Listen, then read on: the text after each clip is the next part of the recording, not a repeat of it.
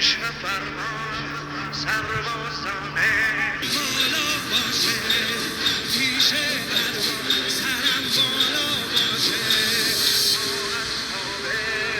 گوش و فرمان سربازانه نسل سلمان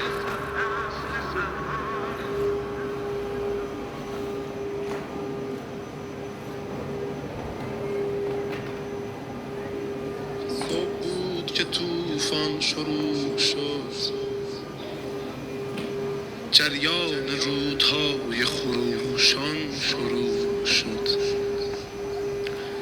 بذار اینجوری بخونم: تا خانه خلیفه رسیدند و ماجرا با قتل ناگهانی عثمان شروع شد. آمد میان حادثه ها نام دیگری، شاید خدا رقم زده فرجام دیگری. این صبح بیعت است عجب صبح دلکشی، این شب شد برای همه شام دیگری. عمری به این ستم زدگان حکم رانده اند، قومی به نام احمد و بر کام دیگری. این روزها پس از گذر سالها سکوت، بانگ اذان برآمده از بام دیگری. از راه میرسند به یک بار مرد و زن،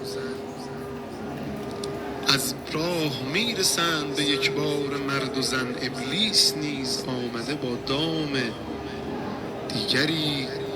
بر میخورند در صف خود موجها به هم، پیوسته از سلسله موجها به هم.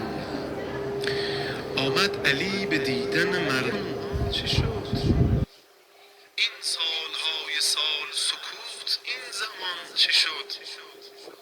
گفتن نادمیم علی جان، به ما ببخش، ما سخت بوده ایم تو آسان به ما ببخش.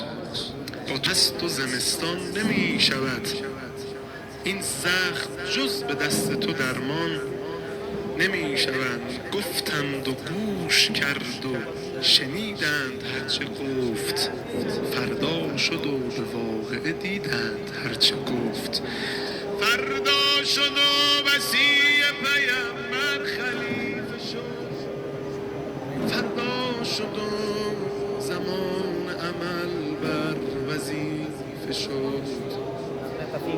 فردا دگر عقیل و ابوذر نمی شناخت، جز حق علی ترازوی دیگر نمی شناخت. اصلا عقیل خواست بگوید که مرتضی در راه حق برادر و خواهر نمی شناخت. دیگر علی نبود اگر سهم خیش را با طلحه و زبیر برابر نمی شناخت. چشمش همیشه خیره به پایان جاده بود، هرچند دلشکی ایستاده بود. آمد میان مردم و طوفان شروع شد، کم کم بهانه های حسودان شروع